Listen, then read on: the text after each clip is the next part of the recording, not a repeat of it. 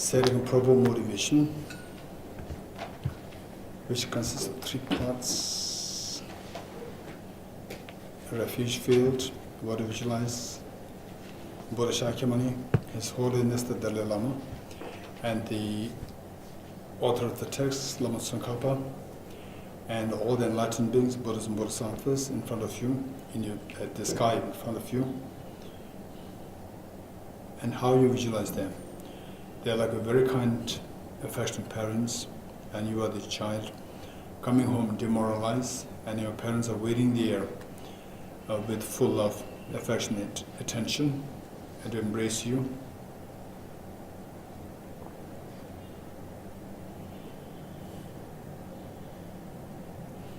Both to the field, visualize the two parents on the two sides, and all your family members, including your your children, and everyone here in India, everyone in the universe, the human beings, the animals, the insects, the hungry ghosts, the hell beings, the devas and devis, all beings. And here you are the mother, and all others are like your children. And imagine they come home demoralized, and they are there to give full love, affection. And you are there to give full love, affection, and attention to them, to the extent that each one of them feels themselves so special in their eyes.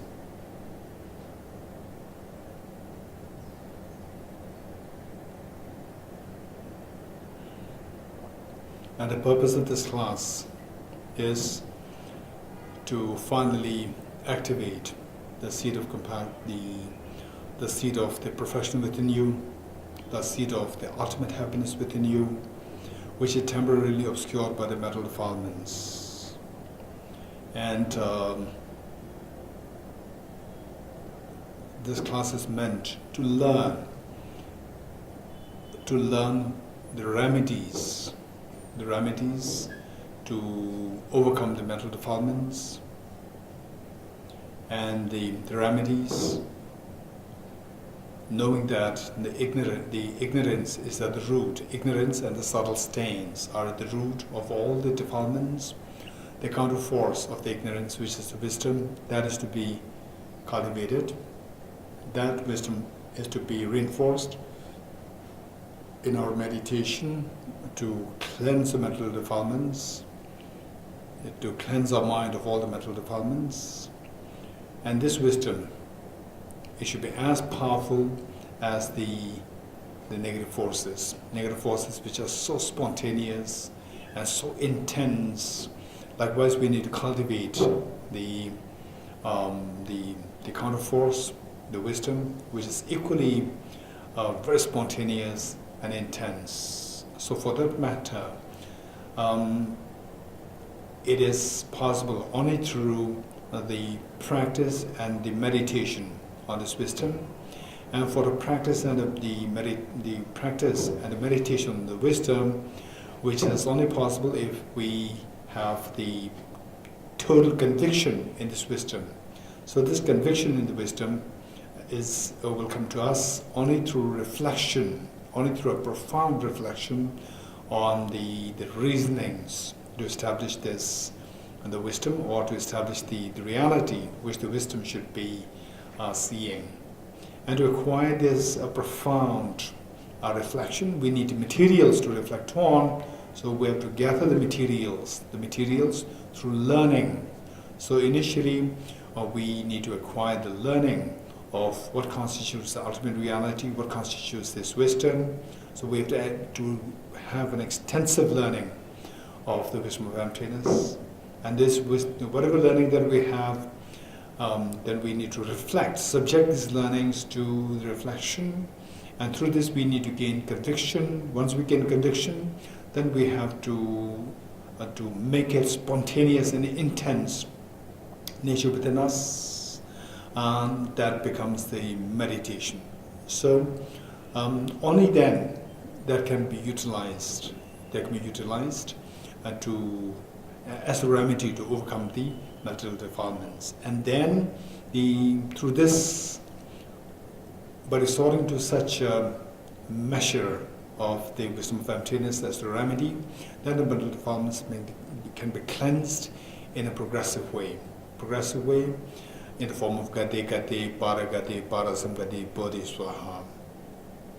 So for that matter, we see how they are very closely connected, linked to each other. Finally, what we want is the meditative experience of the wisdom of emptiness, which in turn must be grounded on a very deep conviction gathered through the reflection. This reflection must be grounded on the conviction must be grounded on the adequate, extensive learning of the wisdom of emptiness. So for that, we see that the wisdom derived through learning, wisdom derived through reflection, and finally wisdom derived through meditative experience. So three are there, and at the moment what we're doing is to try to gather the information, try to gather the learning, to prepare ourselves for the reflection, which in turn will prepare ourselves for the meditative experience. Okay, so that is the purpose. So with that in mind, let's turn to page 2 and imagine that you are leading this group, and all sentient beings, including two parents, are happily joining us in this journey of cleansing the mind. Page 2 of the prayer book.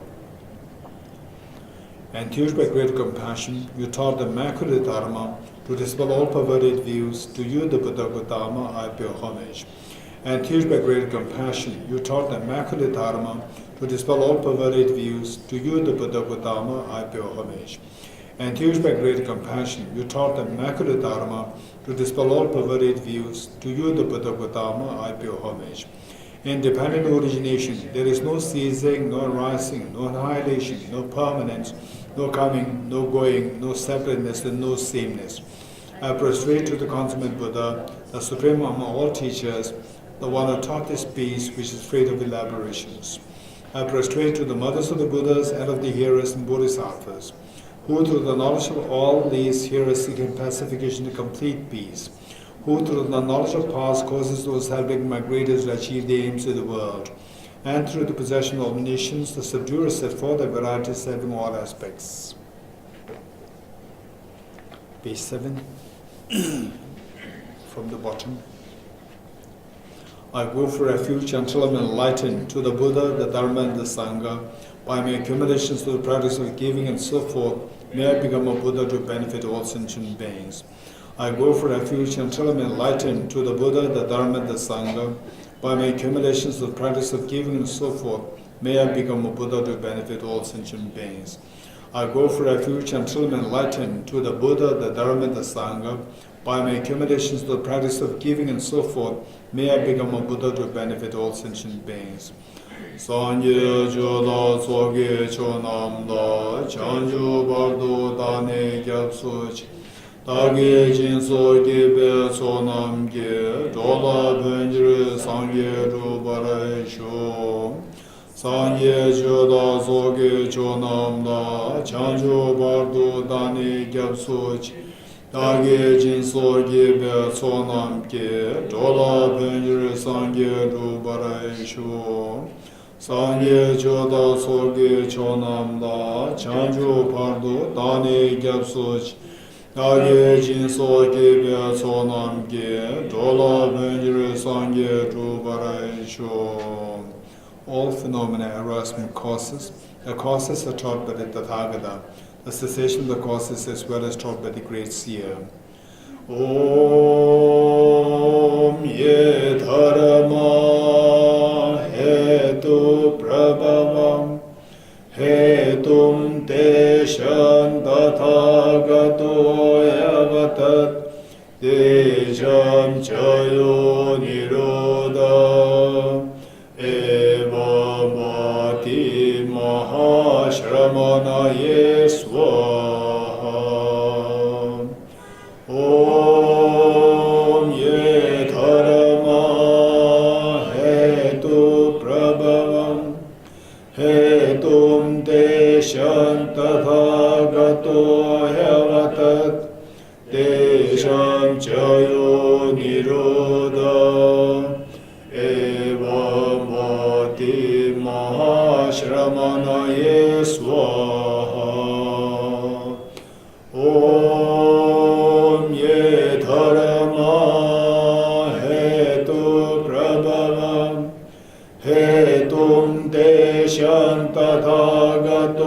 yavatat Tesham Chayo Nirodham Evam Vati Mahashramanaye Swaha. All phenomena arise from causes. The causes are taught by the Tathagata. The cessation of causes as well as taught by the great seer. Okay, now Heart Sutra Mantra, which is on page 17. Page 17, 17. As you recite the Heart Sutra Mantra, we need to keep in mind that we are very fortunate that we're reciting this Heart Sutra Mantra. And of course, we can recite it any time, in any place, particularly, say, when you come to new places, whether you're traveling by cars, whether you're traveling by trains or by aeroplane, whatever, through whatever means, when you come to different new places, if you can recite the Heart Sutra Mantra, you can recite the essence of dependent origin mantra, the Miye Dharma mantra. So this, the Buddha said that these will connect the beings there, connect the beings. And in fact, sometimes when we travel particularly by trains, then from the windows, through the windows we could see there's some very poor, remote, and the rural the places, and they say people who are very poor, and then not only physically poor but mentally not really connected with such a profound teaching on emptiness and so forth. And though physically we may be poor, but mentally we can be very rich, and rich by acquiring the knowledge, by acquiring the experiences which can quell our mental anxiety, tension, so forth, which is so precious. And but they are deprived of such opportunity. So when you happen to be traveling by trains or by bus, by flight or whatever, and then when you come across seeing such a situation, then you may recite these mantras for them, that they be connected. And not only them, those which are not visible to our eyes, how many insects are there in those places for them also, and how many the poor animals are dying in the hands of the butchers in that very place for them also. If we can do like this, then simply by just very simple act, in any ways you are on train, in any ways you are on the plane, and if you can say these prayers for them, you are, one, they are connected. This is so much benefit. Number two, that later on when you actually practice bodhicitta which requires the enormous amount of time for you to feel the experience, so it becomes very easy for us to experience bodhicitta, because that all the preparations, like inculcating the force of this compassion towards others, that your mind flows towards others, this is all what you've been trained in the process of you reciting mantras for other beings. So here we visualize our two parents on our two sides, and although they may be alive, may not be alive, it doesn't matter, just because that we are very closely connected with our parents karmically. We reflect, we introduce your two parents, visualize them on the two sides, then all our family members and everyone in the universe around you, particularly difficult people in front of you. And then you just imagine that the Buddha Shakyamuni is exhorting us thus: don't remain in the fears of samsara, come towards ultimate happiness, come towards ultimate happiness. And you hearing this melodious voice of Buddha Shakyamuni, then you inspire your two parents and all the sentient beings that, look, this is what a compassionate teacher, Buddha Shakyamuni, is exhorting us. Let us not remain in the fears of samsara anymore. Let us all go towards ultimate happiness. And then everyone so happily joins you in this recitation of the mantra. So the very meaning of the mantra, Dhyata Om Gade Gade. Dhyata means here is thus. Gade Gade is to go. Paragate, Parasamgate, go beyond, go utterly beyond. Bodhi Swaha, establish your enlightenment. So the point is, don't remain in the fears of samsara. Go away from samsara. Go away from the fears. Go away from the miseries. Go towards ultimate happiness. The seed of which is within each one of us. By discovering the seed, this potential fully, and you go to the ultimate happiness. Okay, with this in mind, let us recite this 7 times together. And wholeheartedly imagine everyone is joining us, and all the Buddhas, Bodhisattvas, they're so affectionately watching us, like the very young child in front of the parents. The one young child is performing for the first time in her life, and making performance in the public, and your parents are so proudly watching you doing that. So this is what we're going to recite. Okay. Dhyata Om Gati Gati Paragati Parasamgati Bodhi Swaha Dhyata Om Gati Gati Paragati Parasamgati Bodhi Swaha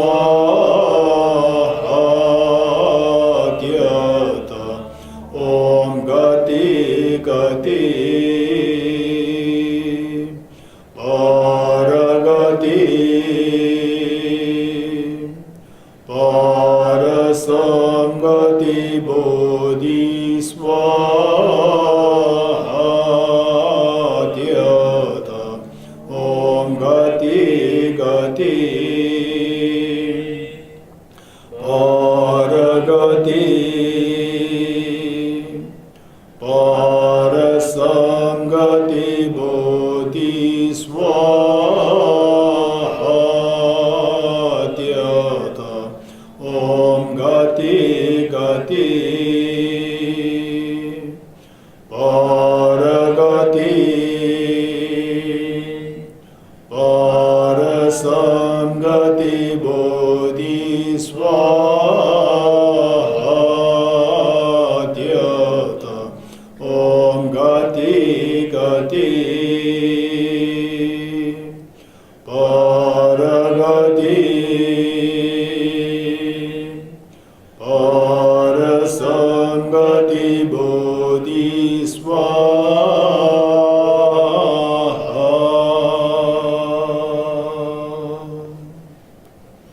Okay, page 19. 8 verses of mind training. And the 8 verses of mind training, the 8 verses, they're primarily meant to bring about a transformation of our own emotional world, transformation of the emotional worlds. And within the emotional world that we live in, we see that there are 2 sets of emotions. One is the set of the emotions which are responsible for, the set of emotion which is responsible for creating all kinds of pains, anxiety, and so forth. And then there's another class of emotions responsible for creating happiness within us.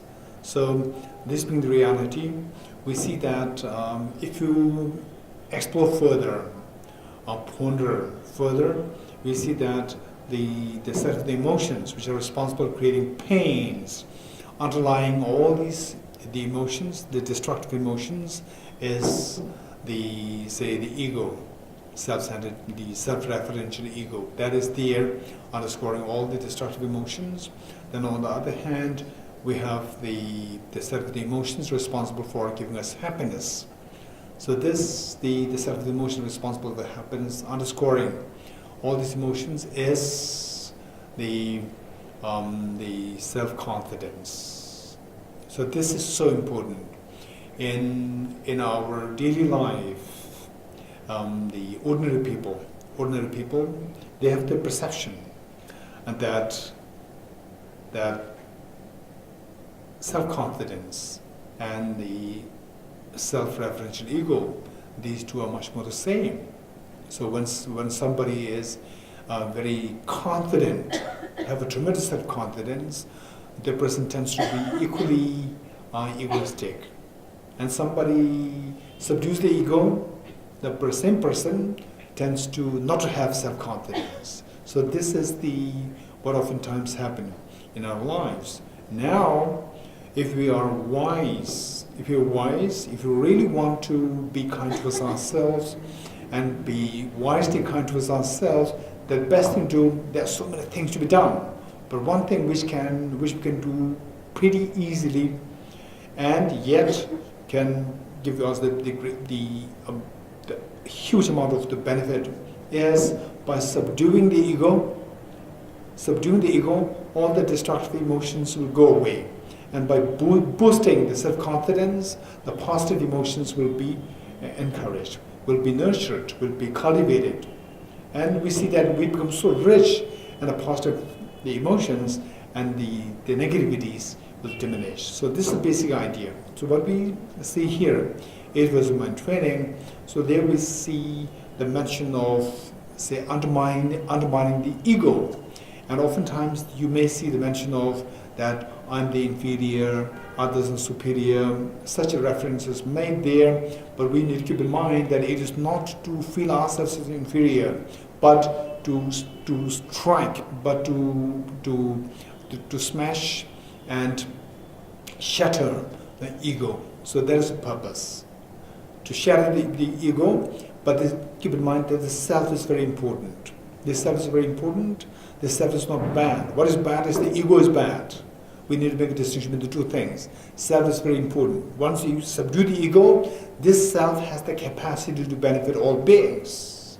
So this self must become very strong. Must become very strong by undermining the ego, and then gain your self-confidence. Become one like Mahatma Gandhi. Become one like Jesus Christ, who becomes so courageous. There's no ego within them, and yet the confidence within them is so great. So this is how we need to grow, by subduing our ego and the encouraging, cultivating the confidence. Okay, so with that in mind, let's recite this. This is a very powerful the writing composed by highly experienced practitioner, Geshe Dorji Damdul. Okay. With the determination to achieve the highest aim, for the benefit of all sentient beings, which surpasses even the wish-fulfilling gem, may I hold them dear at all times. Whenever I interact with someone, may I view myself as the lowest in soul, and from the very depths of my heart, respectfully hold others as superior. In all my deeds, may I probe into my mind, and as soon as mental and emotional afflictions arise, as they endanger myself and others, may I strongly confront and avert them. When I see beings of unpleasant character, or pressed by strong negativity and suffering, may I hold them dear, for they are rare to find, as if I have discovered a jewel treasure. When others out of jealousy treat me wrong with abuse, slander, and scorn, and offer to others the victory. When someone whom I've helped or in whom I've placed great hopes mistreats me in extremely hurtful ways, may regard him still as my precious teacher. In brave, may I offer benefit and joy to all my mothers, both directly and indirectly. May I quietly take upon myself all hurts and pains of my mothers. May all this remain undefiled by the stains of 8 mundane concerns, and may I, recognizing all things as illusions, devoid of clinging, be released from bondage. From my 2 collections, vast space that I've amassed, from working with effort at this practice for a great length of time, may I become the chief leading Buddha for all those whose minds, wisdom eyes blinded by ignorance. Okay, now we will do 5 minutes breathing meditation.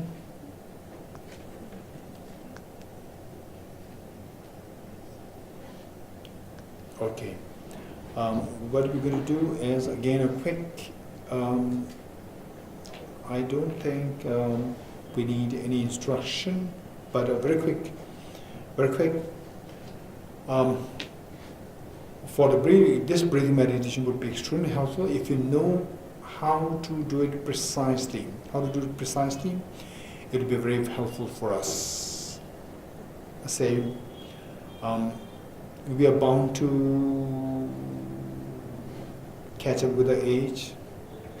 This is a fact. Nobody can deny this fact. Once I was very young. Once I remember I was aged like maybe if not 3, 4, 5. I remember with my mother those years. And slowly in school, age 10, 12, 13. And then finishing school. Then in 20s, 30s, 40s. This is what is bound to happen to everyone. Okay. Now the point is that someone as a someone who's very young, like age 20s, in 20s. Okay. So there we have a feeling that, okay, I have my life. And then for the time being, okay, so let me go like this after my work, let me go look for work and so forth. And then slowly, sometimes we may not even notice that we're already in our 30s. And without notice, we already reached 40s. And without notice, already 50s. So this is how we catch up with our age, right? So now, for some people, when they reach the age like 30s, then they start to become little, say, aware. Okay, now I'm already catching with age. Now, what meaningful thing am I doing? And then some people may be awakened to that level when they reach only age 40. And some people, they may be awakened when they reach age 50. And some may be 60, 70, we never know. It depends on the individual, right? So finally, when one does come to that point, that now I have to do something meaningful, what is that thing that you mean as a meaningful thing, that meant by meaningful thing? So we see that it is to really to seek a peace of your mind, to seek a peace of mind. And within that, we see that there are so many sophistications, there are so many layers. Okay, so one thing to maintain a peace of mind, to quell our mental anxiety, tension and so forth, is to do single point of meditation. This one way. So this one, I would say that this is extremely efficient, and yet we do not require much instruction. And yet there's another one to transform our cognitive, the function of the mind, cognitive function of the mind, and then the peace of mind is brought in. This is another way. Number 3 is to improvise, to refine our affective, the function of the mind, and a peace of mind is brought to you. So there are 3 main means by which to bring about peace of mind within ourselves. So this one, for the second and for the number 2 and number 3, one requires a tremendous practice, tremendous learning, reflection and meditation.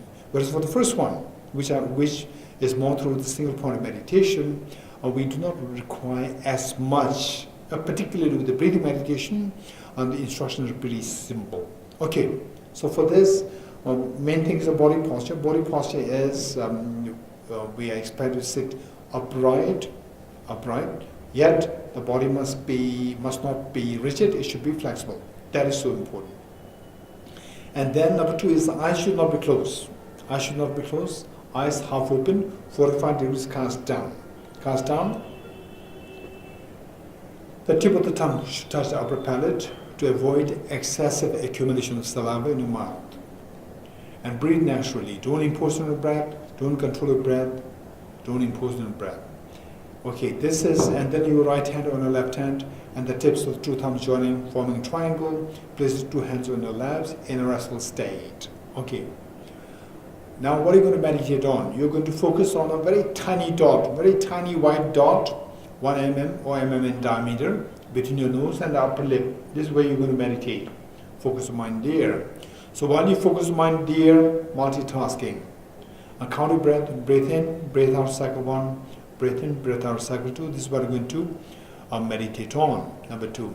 Now number 3 and number 4 is very important, which is that we should avoid We should avoid the errors of meditation. Errors of meditation, there are two.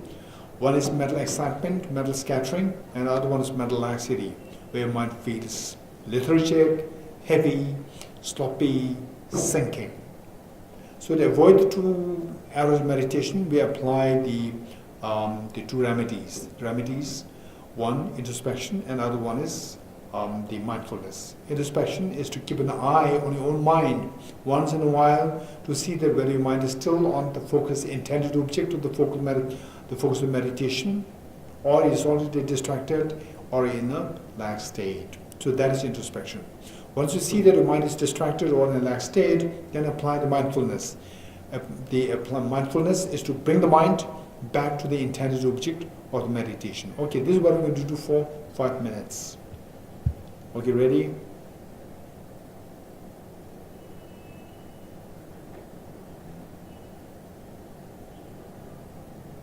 Okay.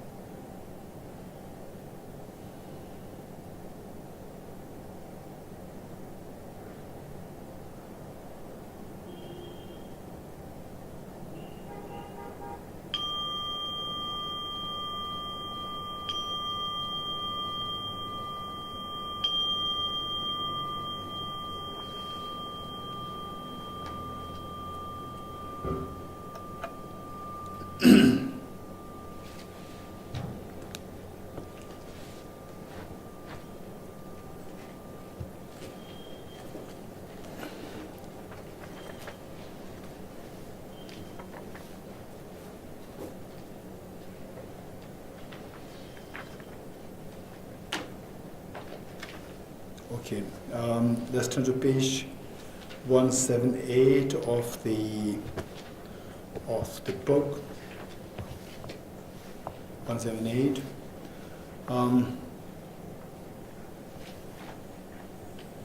I think we already did up to stanza, I think 4 or 5. We will quickly go through the stanzas from the beginning. So the summary of all what this text that covers, we did that in the earlier few sessions, but because that there are several the new phases here, I would go from the beginning very quickly. Okay. The title, The Song of the Stages of the Path to Enlightenment. So song here is not really the song in a mundane sense. It's more like the revealing the stages, revealing the stages of the path to enlightenment. Okay. So it says that the stages of the path to enlightenment, in Tibetan it is known as Lamrim. So it's more like a summary of what I said earlier. I'm not going to go into detail. Lamrim, Lamrim Nyam Kur. Nyam is the experience, Kur is the song, the spiritual song, experiential spiritual song of the stages of the path. Lam, Lam is the path, Rim is the stages.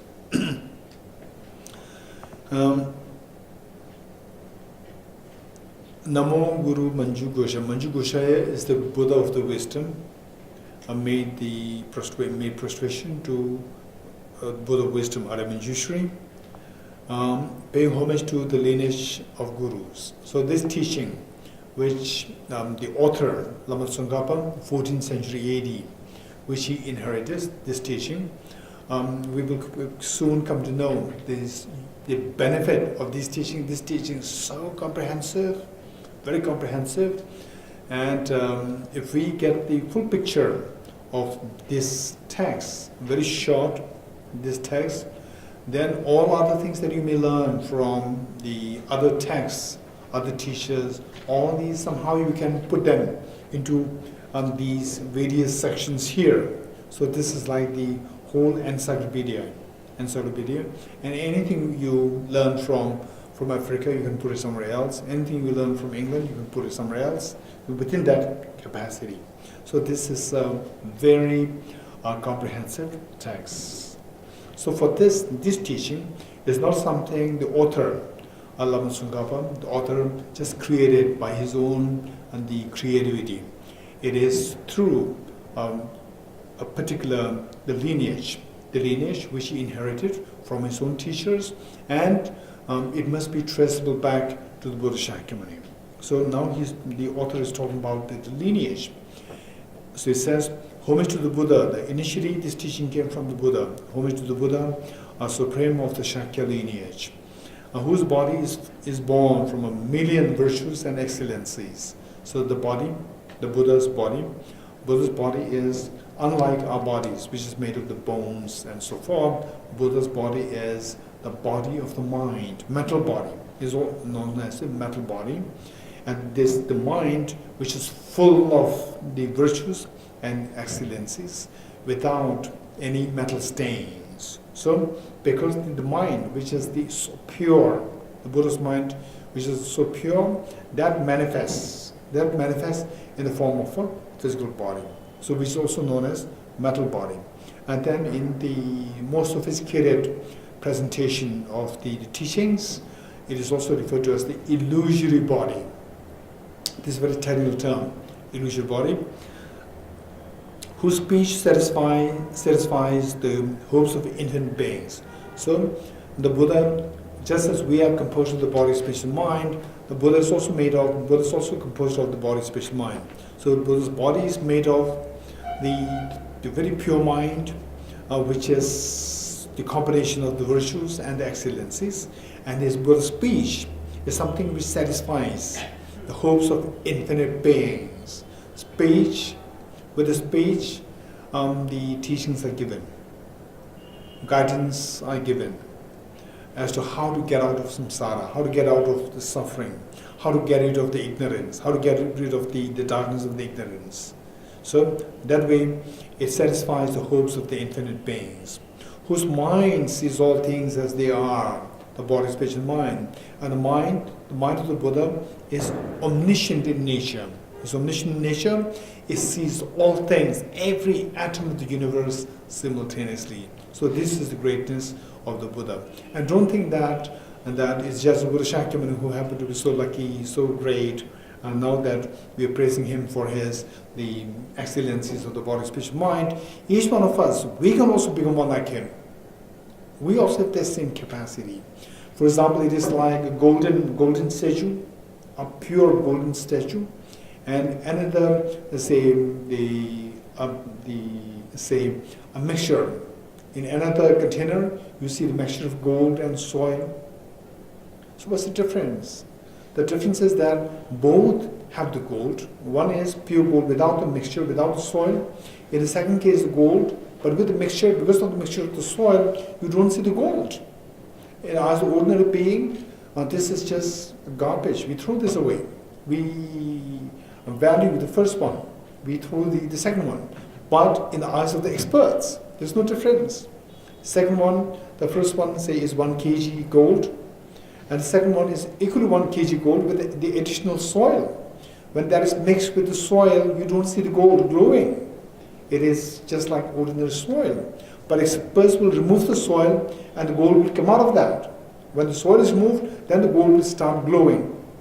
So there we will see, then we will realize that the gold, when mixed with the soil, and the gold which is free to the soils, there's no difference. Both glow, but with the soil, the glow was temporarily stopped by the soil, obstructed by the soil. So our mind is like the gold mixed with the soil, and the Buddha's mind is the gold without the soil, free of the soil. So if we want, we all have the capacity to become the enlightened one. So what should we do? We should remove the soil from the gold. We should remove the metal dirt from the pure nature of the mind. Okay. So this should be inspiration for us. This will be inspiration for us. Oftentimes people, when we go through difficulties, tragedies and so forth, people easily give up. People easily give up and thinking that this is the dead end. I cannot go anywhere. This is totally wrong. It's all because of our failure to see the tremendous hidden treasure within us. Only if we know that we have this hidden treasure, by cleansing the defilements, by cleansing the obstacles, obstructions, then this treasure can be revealed. For example, like a beggar, underneath his very simple hut, underneath the floor of this simple hut, there's the huge treasure there, huge treasure. As long as the beggar could not discover that, beggar will remain a beggar. The moment you discover this treasure, you are no more beggar. Perhaps you're the richest in the world with this treasure. Okay, so likewise, each one of us, however defiled we are, however much difficulty that we may be going through, each one of us, we have that capacity, that potential within us. So that if you are convinced of this, then we will know how to put effort to get out of the problems and make this treasure the manifest. Okay, stanza 2. Homage to Maitreya and Manjushri, supreme disciples of the peerless master. Bodhisattvas assuming the responsibilities of the Buddha's deeds by magically sending forth the emanations in countless realms. Now the Buddha appeared 2,500 years ago, then his teachings still survive. How? So these teachings were transmitted from the Buddha to the next masters, to the next. Who were the immediate masters who inherited the teachings from the Buddha? There were two: Maitreya, Arya Maitreya, and Arya Manjushri. So teachings of the Buddha, for example, let's say, to make it very simple, this was what we already explained in the earlier class, but never mind. Here, let's say that if one wants to say eventually become say a very accomplished very accomplished professor in say physics or whatever subject, let's say physics, then as a young child, as a girl or as a boy, must be very intelligent. There must be the element of intelligence, one. Then number two, not only intelligent, the person must have the passion to become world acclaimed professor in physics. That passion must be there. And how do we know that the person has the passion? So just over the college days, you just see whether the child or whether the person is seen more in the classroom, the laboratory, or in the pubs, or in the nightclubs. If you see the child, if you see the student more in the clubs all the time, which means that the student, although very bright, but does not have the passion to become a acclaimed professor in the future. So whereas somebody might be so passionate, always studying the classroom, library, and the laboratory and so forth, but already doing the same, the BSc, Bachelor's in Science, in Physics, and already in the third year, and you have mathematical skill, 2 plus 2 equals 20. 2 plus 2 equals 20 means hopeless. You cannot expect this child to become a professor in physics or in mathematics. So intelligence is required, passion is required. So the passion or the enthusiasm. So this enthusiasm is known as the method, and the passion, the intelligence is known as the wisdom. So when these two things are combined together, then we can expect the child to actually become the acclaimed, renowned scientist in the future. So this is possible only when these two things are combined together. Likewise, so more so than becoming a physicist is to become the fully enlightened one. So to become fully enlightened one, we also require this enthusiasm and intelligence or the wisdom. So the teaching of the Buddha should be the teaching to awaken the people, to enlighten the people in the intelligence and in the enthusiasm. So the teaching of the Buddha, you see that it can be classified into two groups. Teaching meant to activate the wisdom, and the teaching meant to activate the enthusiasm, the two things. So the teaching meant to activate the wisdom, the genre of the teaching on the wisdom. So this teaching is what Arya Manjushri inherited from the Buddha Shakyamuni. Arya Manjushri, the Bodhisattva of the wisdom. And then the teaching on the enthusiasm part, which is a vast literature. So that was what Arya Maitreya inherited from the Buddha. Okay, so we see that here, stands to homage to Maitreya and Manjushri. Supreme disciples of the Peerless Master. Peerless Master refers to the Buddha. Bodhisattvas, assuming the two from this tradition point of view, are seen as Bodhisattvas. The two Bodhisattvas assuming the responsibilities of the Buddha's deeds. Both the Bodhisattvas, they assume the responsibility of the Buddhas by what? By magically sending forth emanations in countless realms. So as our mind becomes more and more cleansed, like the gold, when the soil is removed more and more, the more you remove the soil, the defilements from the gold starts to glow more. Likewise, when our mind becomes more and more cleansed, the Buddha nature within us becomes more and more vibrant and the glow more. So at that point, you gain more and more magical powers. The power to emanate yourself into millions of the manifestations in the different parts of the world at different times. Okay, so it says, by magically sending forth emanations in countless realms. Next, homage to Nagarjuna and Asanga. So now from these two enlightened beings, From Arya Manjushri, all the teachings of the wisdom were transmitted to Arya Nagarjuna. From Arya Maitreya, all the teachings of the method side or the enthusiasm part were transmitted to Arya Sangha. So we have next is homage to Arya Nagarjuna and Arya Sangha, who are widely famed throughout the three worlds, ornaments among the commentators who precisely elucidate the mother of the Buddhas. Mother of the Buddha here is referring to the wisdom of emptiness, Prajna Paramita.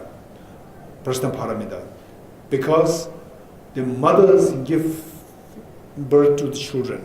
Likewise, the Prajna Paramita, the wisdom of emptiness is the one which cleanses the mind, and then the ordinary people, one's ordinary person becomes enlightened one. So what gave birth to this enlightened person? Buddha, from this unenlightened being, was this Prajna Paramita, the wisdom of emptiness.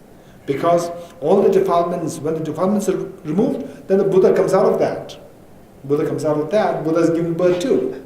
So this wisdom is the one which gives birth to the Buddhas. It is for this reason that the wisdom of the emptiness is referred to as the mother of the Buddhas. The depth of which is so difficult to fathom. Meaning this wisdom of emptiness, the mother of the Buddhas, which is so profound, depth of which is so difficult to fathom, is so profound. If we put effort in this, the more you get a glance, the more you get a glimpse of this experience of the wisdom of emptiness, the more we will be fascinated, and then you will be more and more uplifted that yes, there is a hope. My mind can be cleansed. The fear within me can be cleansed, can be removed by this wisdom of the emptiness. So the more confident we become, the more happy we become. Okay. Stanza number 4. Stanza number 4 is finally this teaching which we inherited from the author Lama Tsongkhapa. So in Tibet, who brought it there? In Tibet, next is Dipankara. It says homage to Dipankara.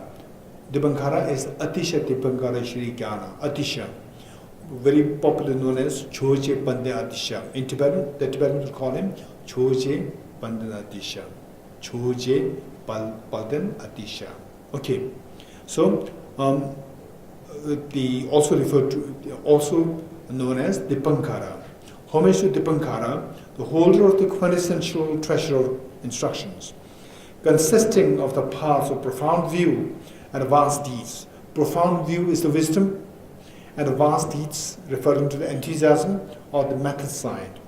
The sublime lineage of the two great trailblazers. Two great trailblazers referring to Arya Nagarjuna and Arya Sangha. So these two things, we reach to the point of the confluence of the two traditions at the point of Atisha Dipankara Shri Jnana. So the confluence of the two traditions, tradition of wisdom and the tradition of skillful means, they come together at the point of Atisha Dipankara Shri Jnana. Okay, stanza 5. Your eyes, now stanza 5 is the immediate teacher, the guru, the author received the teaching from. Author, he is now paying homage to the immediate guru from whom he received the teaching. So, immediate guru for the author is actually Arya Manjushri,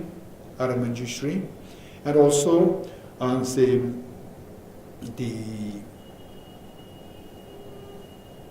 there's one, the great enlightened being known as the Pelsan. Great enlightened being known as Pelsan. And he also received teachings, this Lamrim teaching from him, Duwang Pelsan. Duwang meaning the greatly accomplished saint Pelsan. So he received the teachings from him, and then more directly he received from Arya Manjushri, the Bodhisattva of wisdom. Okay. So the stanza 5 is to his immediate guru. You here referring to his guru, you are the eyes to see all the teachings. You are the eyes to see all the teachings. The supreme gate to liberation for the fortunate ones. The fortunate ones who seek liberation, it is through this, the teacher, that one is able to really see what the dharma is, how to get out of samsara. Moved by compassion, you elucidate the dharma with skillful means. Moved by compassion. So the teacher must have the very deep sense of compassion. That should be a great, great quality of the teacher. Moved by compassion, you elucidate the dharma with skillful means. Elucidate the dharma. So that is the wisdom. What is elucidated of the dharma is the wisdom. Wisdom should be taught. Wisdom should be taught. And as I said earlier, the wisdom is so profound that the audience may not understand it so easily. For that matter, the teacher must have a tremendous sense of compassion. Without that amount of compassion, the person will not have that amount of the patience to teach this sophisticated topic. To you, the spiritual masters, I pay homage. Okay, the next, the exceptional qualifications of the Lamrim tradition. So this teaching on this teaching on the Lamrim, or the stages of the path of enlightenment, this has something unique qualities. Okay. Through Nagarjuna and Asanga, banners unto all mankind, ornaments amongst the wise ones of the world. Nagarjuna, Asanga, they were the Indians. Nagarjuna in 2nd century AD or 1st century AD, and Asanga like 5th century AD, was transmitted the sublime Lamrim teaching of the graded path, fulfilling all aspirations of sentient beings. If you practice this teaching so well, if you understand this teaching well, if you practice well, then we see that our aspirations will all be answered. So how? Our aspirations what? We aspire for total happiness. We aspire to shun all our miseries and fears of life. So this will all be accomplished by the practice of this teaching. Fulfilling all aspirations of sentient beings, it is the wish-fulfilling gem. This teaching, the Lamrim teaching, it is like a wish-fulfilling gem. What do you mean by wish-fulfilling gem? It is believed that once they were the gems to which if you say prayers, may my poverty disappear, may my sickness disappear, may I be healed. When you say the prayers to this wish-fulfilling gem, your prayers are answered. So likewise, this teaching of the Lamrim, if you actually practice it, what you aspire will all be accomplished by this practice. Being the confluence of 1,000 streams of teachings, there are so many teachings. Okay, those of us here who are more into the Buddhist teachings for the last many years, you know that there's so many. For example, Christianity, we have one Bible, right? One Bible there. And then Judaism, there's the Old Testament there, just one. And the Islam, there is Quran there. And then for the Hindus, I would say, and there's a Gita there, or Ramayana there, right? There's something very concrete there. But Buddhism, what is that one book of Buddhism? There are hundreds of volumes, literally hundreds of volumes. And the direct teachings given by the Buddha, available in Tibetan, which means translated into Tibetan language, there are about 110 volumes. It's so vast because Buddhism is considered as the science of mind. It's not really treated as a religion. It is seen as a science of mind. It talks about a philosophy. It talks about how to transform your the state of the unhappiness to the happiness, to the ultimate happiness, which the Buddha said that it should be through eliminating the ignorance. And the ignorance, it has two elements. Ignorance, which does not see the reality. So for this, to release the ignorance, we need to know what the reality is. So pertaining to that, then the whole genre of the presentation, the exposition on the ontology that comes into being, which is the philosophy. And then the ignorance also has the element of the subjectivity. The subject here is your mind, which is ignorant. So our mind, which is the subject. So we have the whole, the genre of the teachings on the psychology, how the mind works. And then this teaching on the psychology and philosophy, which is so profound, can best be maintained and experienced or reflected through the means.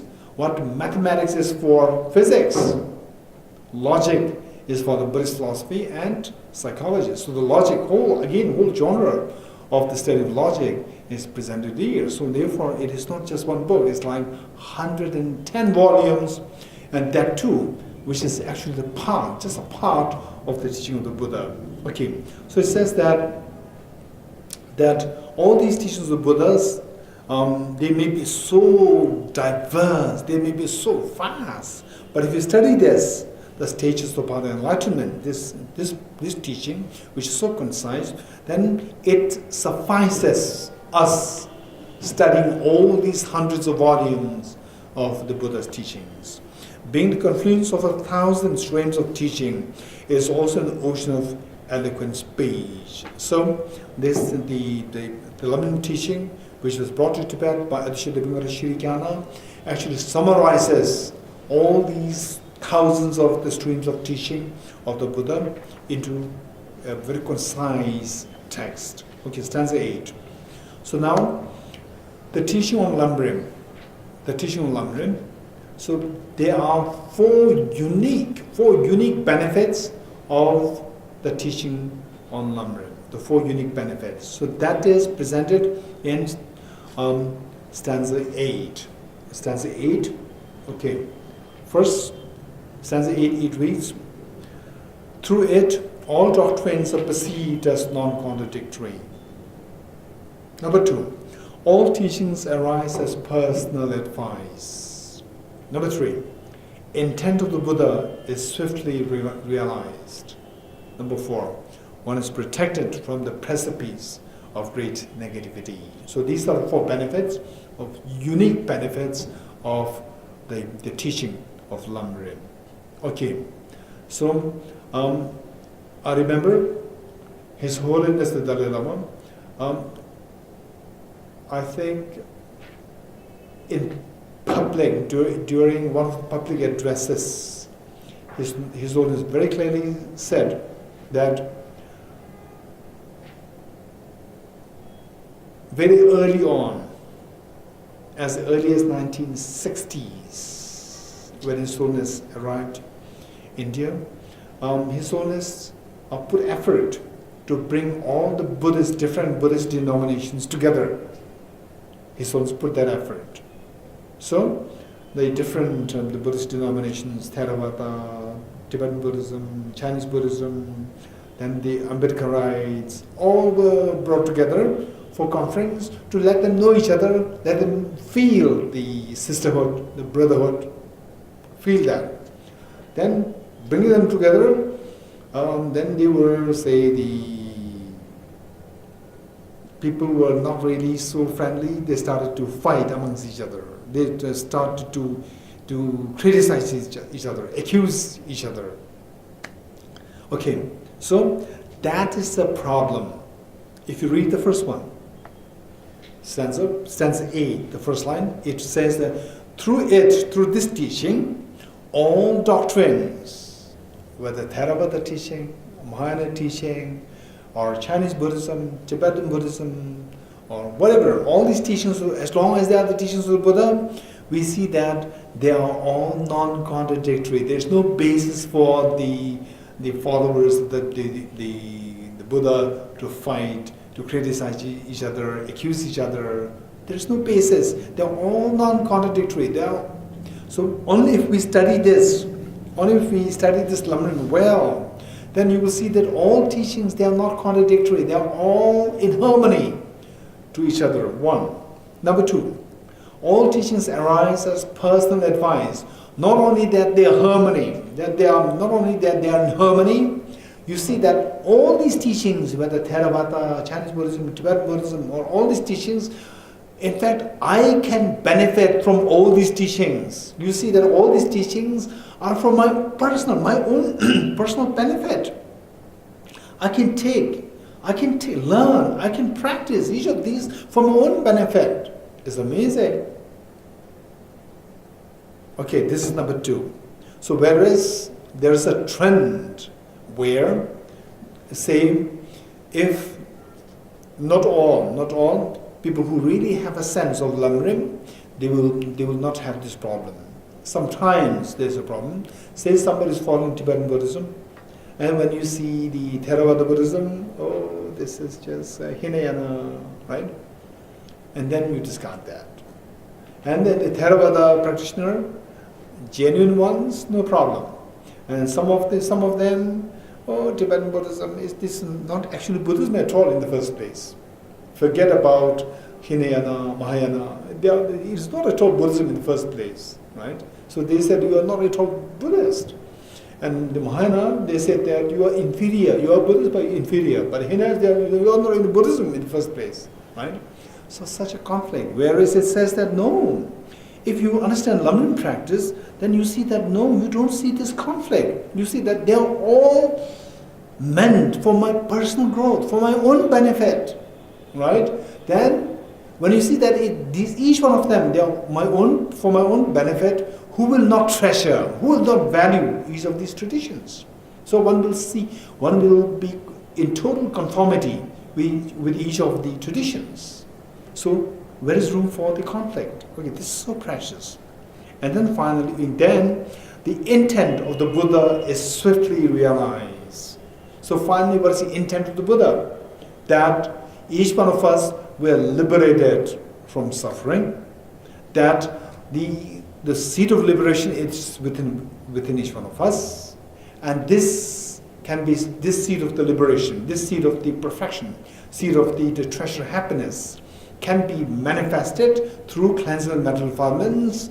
That is the final intent of the Buddha. So that we will realize through the practice through the study of the lemrim, right? And finally, one is protected from the precipice of the great negativities. So what is the problem? If you are at the precipice, if you fall, what's the problem? You will die if you fall from the precipice. So the danger is that as we undermine other traditions, it is actually we are accumulating negative karma. And negative karma, the result is that we will experience tremendous pain in the future, worse than the death.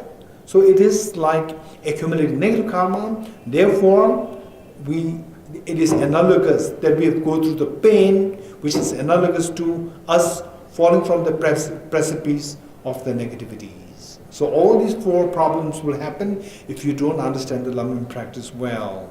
Whereas should you understand lemrim practice well, this particular teaching well, which we inherited from Adisha Dibangara Shri Jnana, right? Then we are protected from accumulating negative karmas pertaining to denouncing the other traditions, other practices, and so forth. So look, this is so beautiful, which means that what we have here is a very concise text, and you reap such an enormous benefit out of this practice, out of this teaching and practice. Okay, stanza 9. Yes. Other tradition includes schools within Buddhism or even outside? Okay, this is a good question. Okay, good question. I would say in 2 ways. I would put it in 2 ways. One more in say within the tradition. I would say is the Buddhist traditions.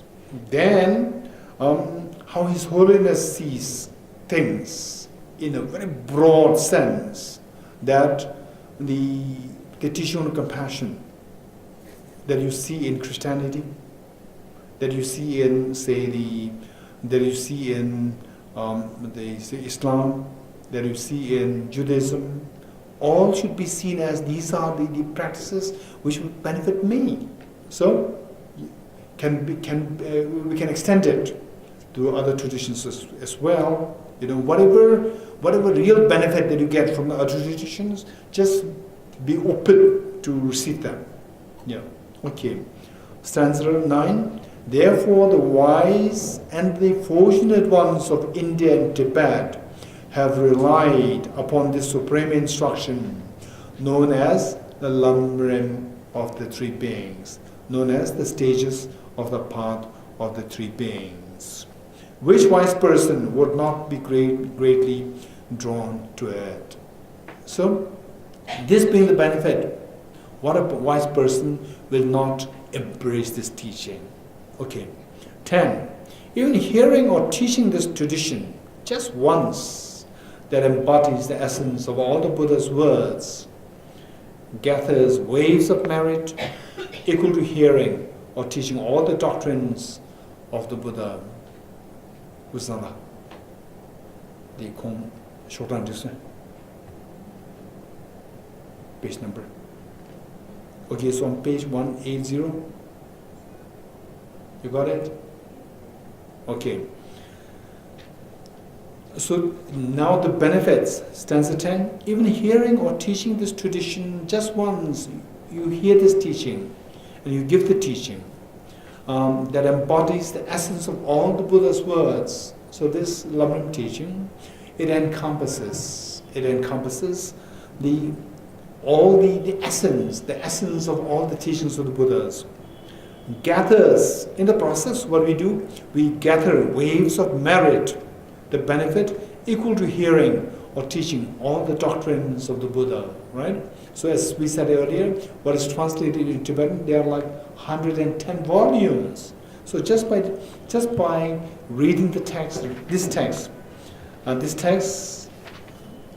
total, which is about like 46 stanzas, about 46 stanzas, that suffices reading, practicing the 110 volumes of the Buddha's teachings. Okay. Next, importance of relying upon a spiritual master. Okay, let me quickly give a little bit of instruction, explanation on this. This same, like the teaching, what is happening here. So this is more in the form of the university, the lectures. It should not be seen as a spiritual guru or student. It should not be seen like this. So in other words, in the Buddhist context and also in the Hindu context, I'm not too sure about the Christianity or Judaism or Islam, but in the context of Hinduism and Buddhism, the guru and the chela relationship, this is something very serious, and so His Holiness the Dalai Lama, and of course all the very standard books, standard texts, and then His Holiness the Dalai Lama oftentimes mention that this must be taken very seriously. So where such the teachings of what we're doing now, when these things are happening, and don't take them as, say, the guru-student relationship. That should be taken more in the spirit of attending the university lectures, right? So, whereas when you go to pick up someone as your teacher, as your guru, that is a very, very, very important the part of your life. So, because of this, it must be done with the great discretion, the examination, sensitivity, and discretion. This is so important. Okay. Whereas, say, receiving empowerments, tantric empowerment, so forth. So there, the university lecture style is not possible. So that must. Simply because somebody is giving empowerment, and somebody is giving empowerment, so many people going there, I don't know this person, but it's a great opportunity, I go there. This should not be our attitude when you're receiving empowerments. So this is something that you must consider very seriously. Okay, so, and then the point is, but what should I do? I've already taken that person as my teacher and I have a little problem, what should I do? Okay, if such a thing has happened, right from the beginning, it is very important to make sure that you don't rashly go to pick up a teacher, right? I would say guru. Don't rashly go. Say for example, coming to Tibet House, this is more like the university setup. It is not really for the purpose of the guru, the jala relationship. So whereas I would say that don't rashly go, don't rush to pick up a teacher, say, oh, he's my root guru, she's my root guru, don't rush to do that, right? So first study well. Once you study well, say if you know physics well, then when you meet the PhD students or who are on the postdoctorate, who did postdoctorate in physics, and then if you have a good command over physics, then you will know who are really good in physics, and then from there you can pick up your professor. So likewise, this is very important for us, that the choosing a teacher, this is a very crucial thing, very important point, very important thing. And then should you already have picked up someone as a teacher, and then you have a little complication in the air, then what should you do? This is a very serious point. So the best thing is, what do you disagree? What do you disagree with the teacher? What do you disagree with this? What is said in the text? What do you disagree with the teacher? Right? What do you disagree with the teacher? With respect, without losing respect. With respect, you in a very nice, gentle way, you try to explain to the teacher that this is how I understand the dharma, and the way you taught me, the way you said this, I see it as contradictory with this, so please allow me to go according to the main text, the main standard text. So this is what is said in the text, how to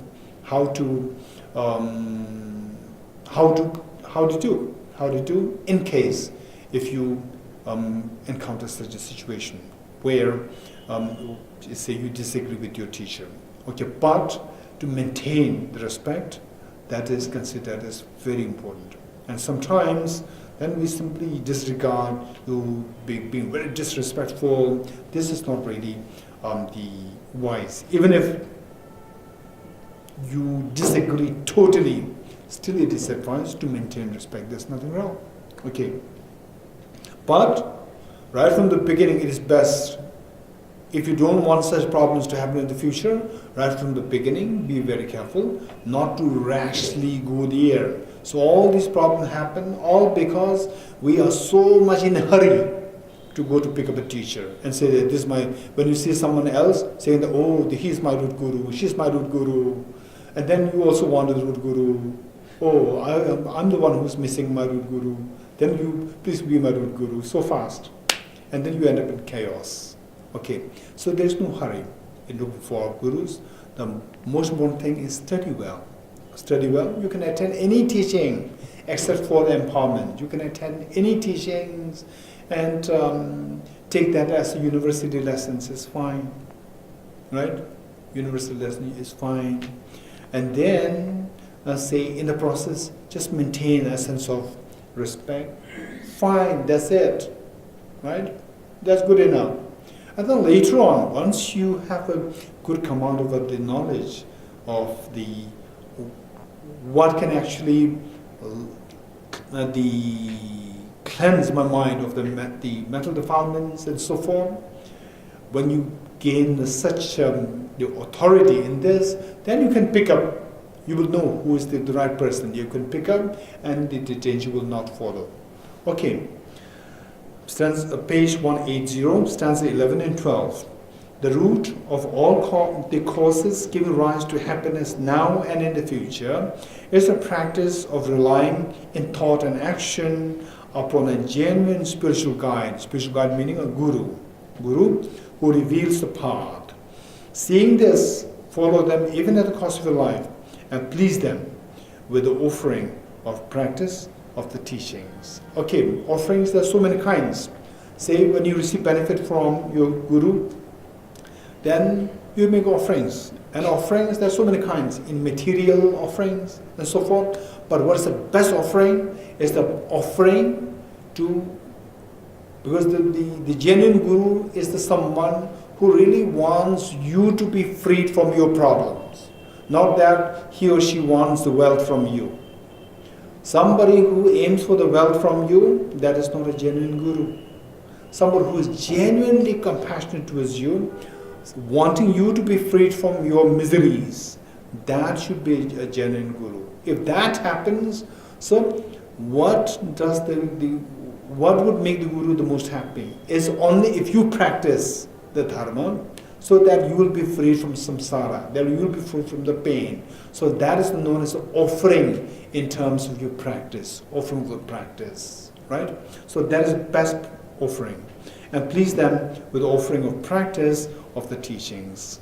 I, a practitioner, did that myself. You, O seeker of liberation, should do likewise. I here referring to Lama Tsongkhapa, the author, Lama Tsongkhapa, he said that I practiced myself like this, and I encourage you, the seeker of liberation, people who seek liberation, people who seek the awakening of one's own Buddha nature within, the truth, the treasure within the individual person. Those who seek that liberation should likewise should do likewise. Okay, the next, the practice of a person of the smaller scope, the lower scope. Okay, here we speak about the lamrim, the graded path. Graded means that there are three levels, the three grades. What are the three grades? We already went into great detail, I think the last session, the last Friday. To make it to give you a review of what we did, is that there are three goals. There are three goals that we can seek. One is that, and then say, okay, let's start from the scratch. Let's start from the scratch, but we go quickly. Scratch. Let's say that, what do you want? Okay, some people may say that I don't have a job, I want a job. Some people may say that, oh, my family is the family is broken, so I want the family to, come together harmonious. And some people may say that, okay, we have a financial constraint. Okay, so some people say that I want these things. These things are more from the worldly point of view, from this world point of view. And then someone may be very rich, and family-wise, and everyone is so nice, and so no issues, and no abnormalities. Children, some born as the autistics, and the physically handicapped, but then everyone is intact, financially well off, and the community well recognized, but still there's something unhappy inside. And then say meeting with someone, and somebody says that, okay, next life. Oh, what is next life? Oh, next life is more scary. In this life, if you're sick, you can go to hospital, right? If you have a little problem with, say, financial thing, you can go to the bank to ask for loans and so forth. This life, if you have a little problem, somehow we can manage. But what about next life? Totally unpredictable. So we have to prepare for the next life. This life we can easily take care of. What is unseen, the next life? And how do we know that there's next life? This next question. So for this, then you go into the study of making the distinction between brain and the mind, how the mind travels from one life to the other, right? So after studying all these things, then you gain a conviction that there is next life. This next life, and the next life is totally unpredictable, right? So how can I make sure that the next life I'm well taken care of? So now, the means to take care of this life's the needs, that is not dharma. What is dharma? Is the means to take care of the next life's needs. That becomes dharma. So when you say, I practice dharma, I'm a dharma practitioner. I'm a spiritual person. Or in the Buddhist context, when you say I'm a spiritual person, I'm a dharma, I practice dharma, I believe in dharma, means that you believe in rebirth and you look for means to prepare yourself for the next lives and onwards. You getting it? Next life and onward. Then you become a dharma practitioner. Okay. So now, when you speak about the graded path, the three levels, we are not talking about what we do for this life. We are talking about starting from the three levels, starting from the next life. Okay. What would be the next life like? Oh, the next life, we can be born as autistics, we can be born as hell beings, or we can be born as animal beings, or the hungry ghost beings, or say a beggar, or we can be born as a terrorist, we can be born as the vegetative person in a hospital in a vegetative state, right? We can be born like that. It's very scary, right? I don't want to. How can I make sure that next life is a very sound birth, a very sound life, next life? Okay, this is one goal now. This goal is something which ordinary people cannot conceive.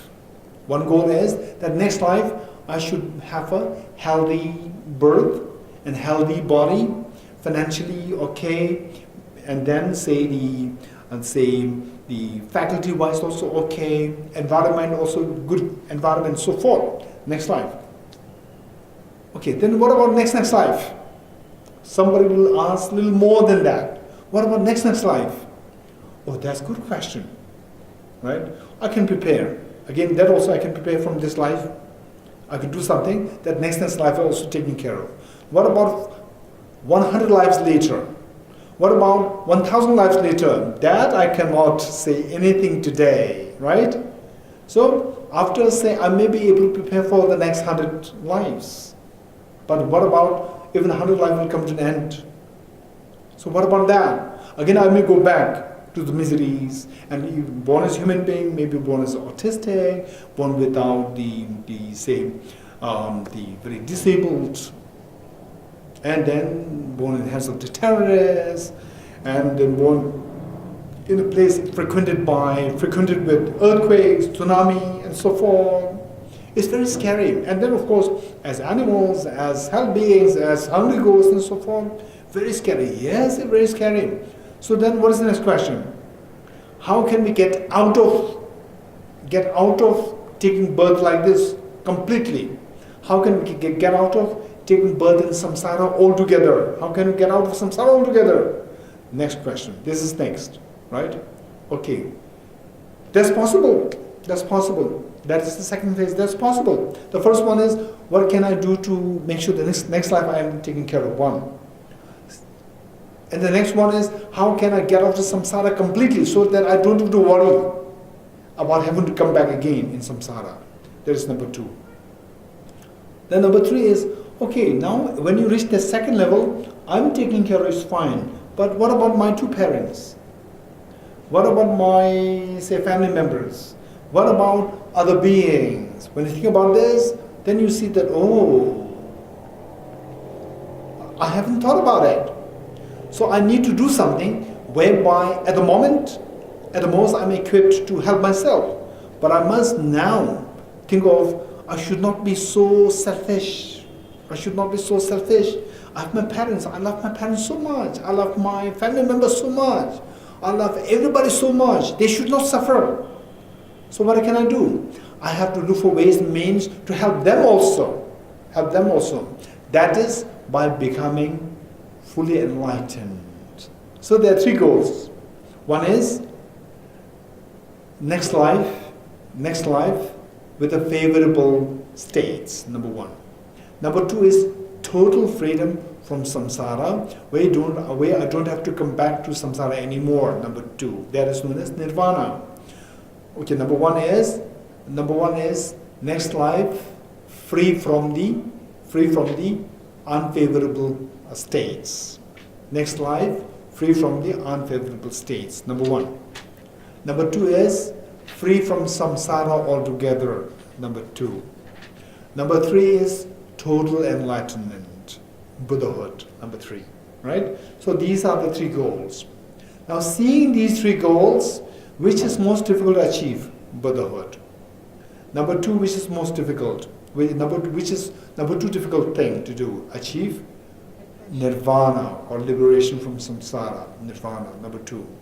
Number 3 is to achieve freedom from, to be free in the next life. The next life, the few next lives, to be freed from, unwholesome states, like autism, like say in the hands of terrorists, like say in the hands of the butchers, that we take birth as animals, in the hands of the butchers, so that we be freed from these states. Okay, 3 things. So because there are three goals which differ in subtlety, which differ in the nobility. The first one, which is easier, so for that, the first one, right? The first one, those who seek the first goal, and there are some who seek the second goal, and there are some who seek the third goal. Of the 3, who you think will be seen as the wisest, or the one with the broadest mind? The one who seeks the first goal, or the second or third goal? Third goal. Why the broadest? Because this person is thinking not only of himself, but of all beings, So therefore, that person is known as the person of the greatest faculty, person of the greatest scope, great scope person with great scope. And then, who's the middle? The middle, who seeks nirvana. Who seeks nirvana? That I should not come back to samsara anymore. I should be free from samsara altogether, right? Who seeks nirvana? That person known as person of middle scope, middle faculty or middle scope, right? And then who seek, okay, this life I'm okay, but next life I must be taken care of. I must not take birth in the lower realms. I must be autistic. I must not be in the hands of terrorists. Next life I must be taken care of, right? So next life I should be free from the unfavorable states. So that person, of the 3, that person is one with the least faculty, or we call them as the least what? Least scope, small scope person, middle scope person, and the great scope person. Now the idea is that it's not that, okay, from 1,000 people, then you ask, what do you seek? This is not the idea. It is the same person going into the school. The same child, you go to school, first you finish the high school, then you finish the college, then you finish the university, right? The same person is upgraded, improves all the time. Likewise, first we have to have the faculty, because we are very basic in our thinking. The first, we have to reach the first level, like the high school level, which is the small scope, small scope person practice. This we should embrace. With this, then you will automatically be upgraded to the next, seeking liberation. Then you upgrade it to the middle scope person. Then from there, you will upgrade it to the great scope person. So that these 3 grades are not graded on the basis of the different individuals. They are graded on the basis of the one single individual progressing along the path. Right? Okay. So the first one, the practice of a person of the small scope. Now, it should not be seen as, okay, 3 different teachings meant for 3 different people. No. It is for each one of us to practice these 3 things in a graded form. This birth of leisure is more precious than a wish-fulfilling gem. Found but once, it is as brief as a flash of lightning.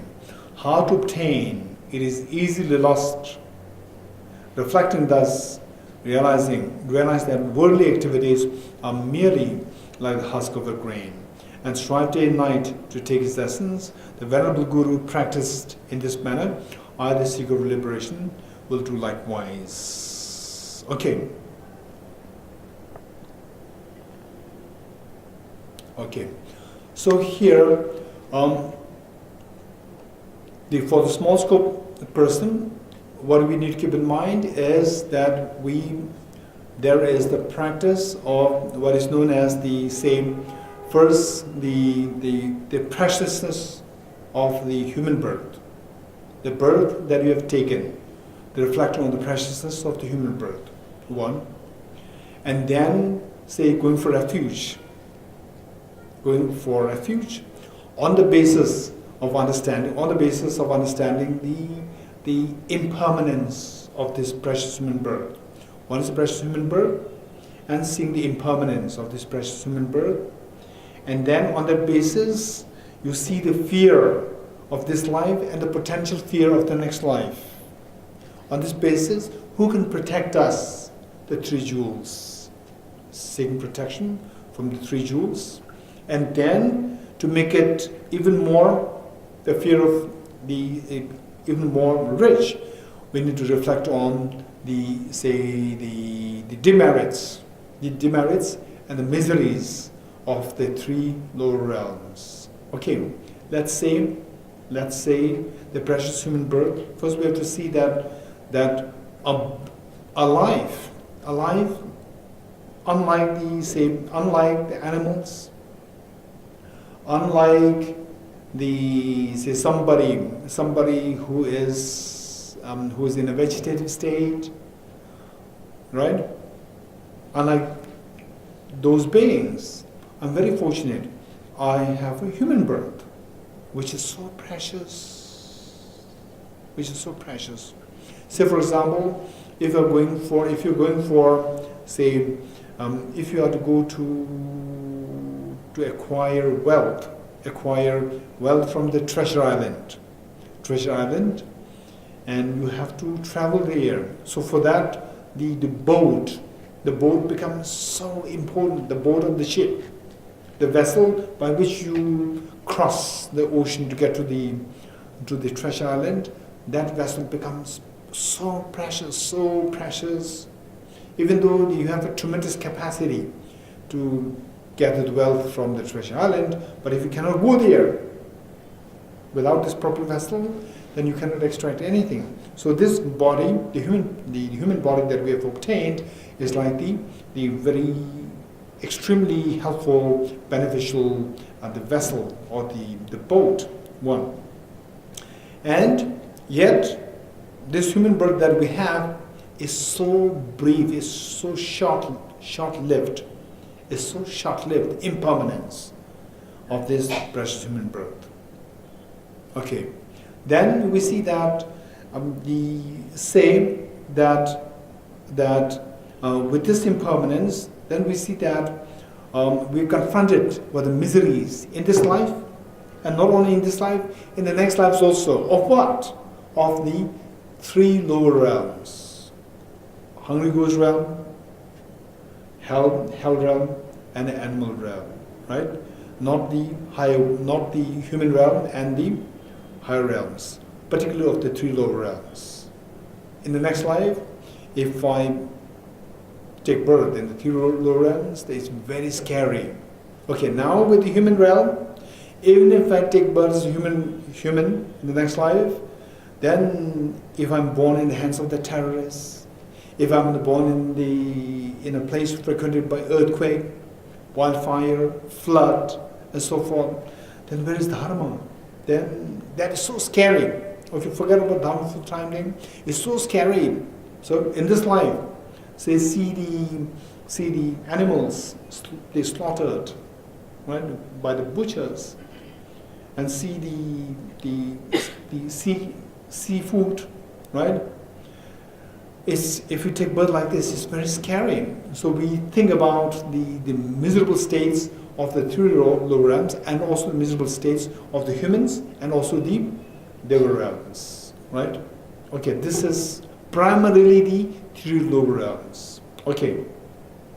So, and then with this, what happens is that one, you see that like this life of the other animals, other beings in the hell realm, hungry ghost realm, the animal realms, and even as a human being suffering so much of fear in the prison, in the hospices and so forth.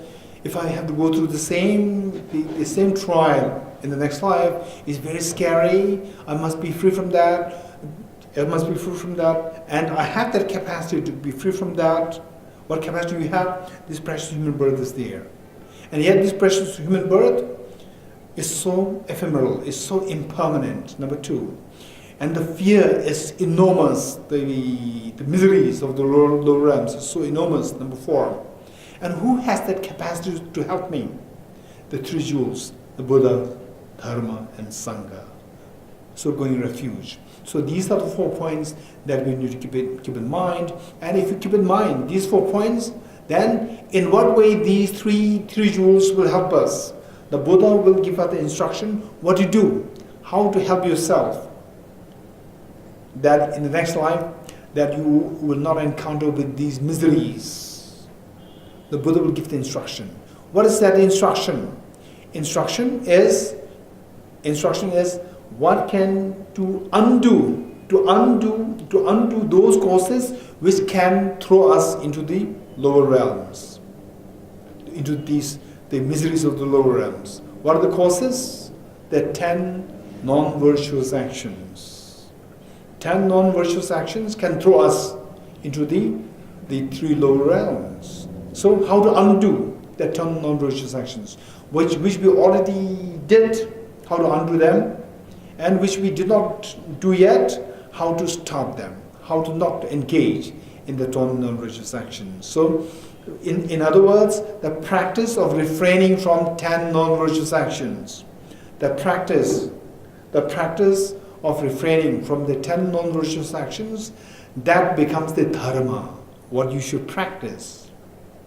And then the third, the Sangha, people who are around you, who practice the refraining from 10 non-virtuous actions, these people, they become your assistant. When you are with the people who are actually practicing them, it is easier you are being inspired, you're being encouraged, you also feel like doing them more easily. Whereas few people around you, they simply disregard the law of karma, they disregard the practice of the 10 virtues, then you find it so difficult. You also tend to neglect the practice. So the Sangha plays a very important role.